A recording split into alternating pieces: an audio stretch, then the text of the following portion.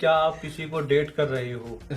तो इसमें भी आपने बोला नो, और इसमें भी आपका रिजल्ट आया है कि आप कर रहे हो, आप इस पे झूठ बोल रहे हो, यानी किसी न किसी से आपकी बात चल रही है। क्योंकि जब आपसे मैंने क्वेश्चन किया तो उसमें आपका हाई रिएक्शन आया है, यानी कहीं ना कहीं आप इन्वॉल्व हो।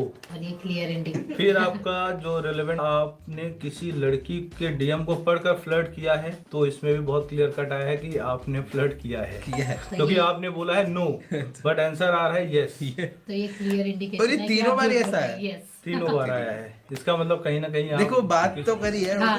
फ्लर्ट नहीं करा, बात एक बार में हो सकता है, कई बार देखो लोग। कोई भी बैक तीनों राउंड के टेस्ट हो चुके हैं। सर ने भी सारे के सारे ग्राफ एक एक करके एक्सप्लेन कर दिए। कहीं कहीं पर जहां जहां मैंने ज्यादा उस चीज के बारे में थिंक करा है वहां पे ग्राफ आए गए हैं, और जो रिलेवेंट क्वेश्चन है जिसका मैंने क्लियर था, जिस चीज के बारे में आंसर दिया, वो ग्राफ में भी दिखा है कि हाँ ये सच ही बोला है। तो सर ना तीनों राउंड्स का फाइनल रिजल्ट क्या आया कि क्या आपने किसी लड़की के अगर देखो एक्यूरेसी की बात करूं तो 98% कह सकते हो, मतलब 90% से तो ज्यादा ही है, 100 मतलब ये तो है, ठीक है ना। तो एक्यूरेसी, अगर कल को तुम्हारे रिलेशनशिप में या फिर तुम्हारे किसी भाईचारे में कुछ गड़बड़ आ रही है और अगर तुम्हें ऐसे पूछताछ करवानी है तो फिर तो सर को कांटेक्ट कर लो भाई, सर करवा देंगे।